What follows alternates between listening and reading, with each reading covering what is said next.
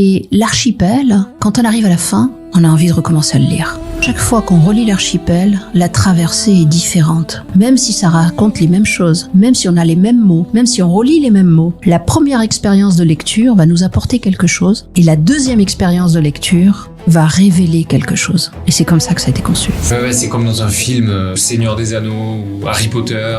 Tu regardes les films une fois, deux fois, trois fois, tu vois de nouveaux détails à chaque fois. Oui, qui va ouvrir l'histoire, qui va ouvrir l'accès au monde, qui va apporter des nouvelles informations qu'on n'a pas vues au début. Mais qui sont essentielles tout de même. Qui sont essentielles, qui nous ont amenés là où ça nous a amenés et qui vont révéler certaines choses. Tu as un exemple en tête là où... Non, pas de spoiler. Je t'aurais pas...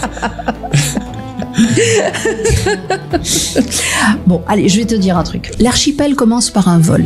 Il y a une cargaison qui arrive de Titan qui va permettre à la STA de gagner l'appel d'offres. Mais cette cargaison est volée. Quand on découvre ce qui s'est vraiment passé, on doit impérativement tout relire. Il y a des détails que tu ne vas pas voir. Il y a des détails que tu ne vas pas remarquer. Je dirais, c'est comme un tableau de maître. Tu vas passer un coup de pinceau et tu vas dire, passe un coup de pinceau pour faire le tableau. Mais il s'avère que peut-être ce coup de pinceau, il est sur une ombre, sur un détail qui donne une dimension différente. Et si ce coup de pinceau n'était pas là, ton tableau changerait complètement de perspective. Et c'est ça ce qui se passe avec l'archipel. C'est que tu te rends pas compte que ce coup de pinceau est là, mais quand tu arrives à la fin, tu te dis « Oh la vache, il y avait ça !»